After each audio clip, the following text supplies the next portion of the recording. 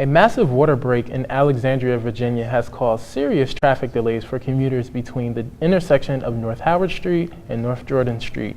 Nearby streets will be shut down while the damage is repaired. Residents in the area can expect low water pressure during the repairs. Police are still searching for a girl who's been missing for 4 days. 16-year-old Talisha Coles was last seen on Thursday on the 1000th block of Maryland Avenue in Northeast DC. Police are encouraging anyone with information to call the Youth and Family Services Division at 202-576-6768. A $2 million mansion in Northern Virginia caught fire this morning. Fairfax County firefighters are investigating the incident after spending over 12 hours putting out the flames.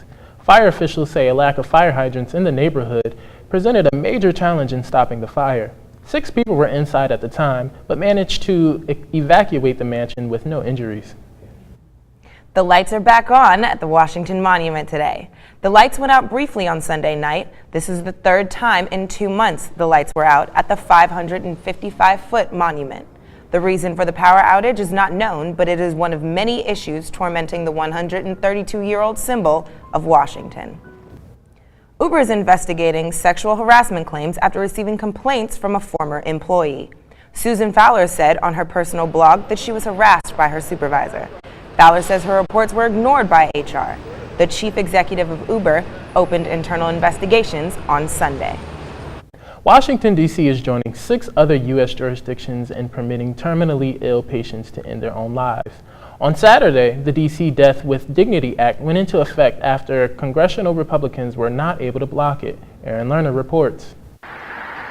The Death with Dignity Act allows physicians to prescribe lethal medication to terminally ill patients with less than 6 months to live. It's taken some time to actually become a law. The act passed the D.C. Council 11-2 last November. Mayor Bowser signed it in December.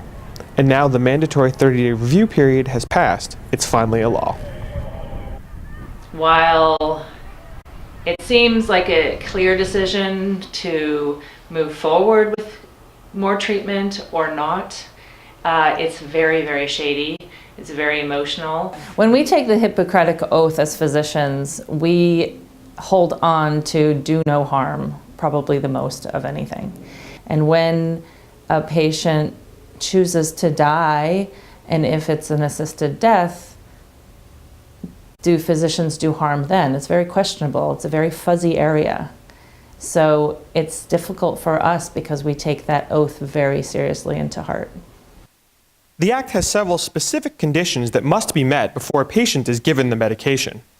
He or she must make both verbal and written requests and be evaluated by an independent doctor. Going forward, the mayor's office should establish regulations and work with medical professionals to implement the law. Aaron Lerner, District Wire News. Coming up, a woman who is known for her impact in the Supreme Court case Roe v. Wade dies. We'll have reaction when we return.